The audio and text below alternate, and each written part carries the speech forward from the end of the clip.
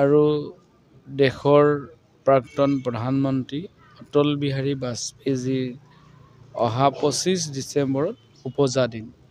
আৰু এই উপজা দিনটো আমি সুশাসন দিৱস হিচাপে পালন কৰি আহিছোঁ ভাৰতবৰ্ষত। আৰু আমাৰ পাঁচনৈ চেৰফাঙৰ প্ৰতিটো বুথত এই সুশাসন দিৱস উদযাপন কৰা হ'ব।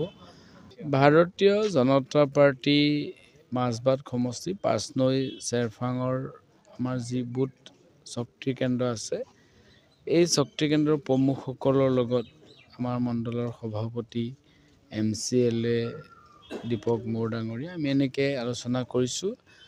আমাৰ ভাৰতীয় জনতা পাৰ্টিৰ প্ৰথমগৰাকী সভাপতি আৰু দেশৰ প্ৰাক্তন প্ৰধানমন্ত্ৰী অটল বিহাৰী বাজপেয়ীজীৰ অহা 25 ডিচেম্বৰত উপজা দিন। আৰু এই উপজা দিনটো আমি সুশাসন দিৱস হিচাপে পালন কৰি আহিছোঁ ভাৰতবৰ্ষত। আৰু আমাৰ পাঁচনৈ চেৰফাঙৰ প্ৰতিটো বুথত এই সুশাসন দিৱস উদযাপন কৰা হ'ব।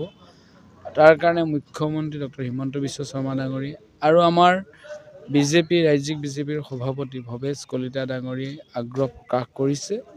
আৰু সেয়েহে আমি পাঁচনৈ চেৰফাং আজি এই দলীয় কাৰ্যকৰ্তাসকলৰ লগত মত বিনিময় কৰিছোঁ। আৰু প্ৰতিটো পাঁচনৈ চেৰফাঙৰ প্ৰতিটো বুথত অহা 31 তাৰিখে দেশৰ প্ৰধানমন্ত্ৰী নৰেন্দ্ৰ মোদী ডাঙৰীয়াৰ যি মন কী বাত অনুষ্ঠান 108 নম্বৰ মন কী বাত অনুষ্ঠান হ'ব।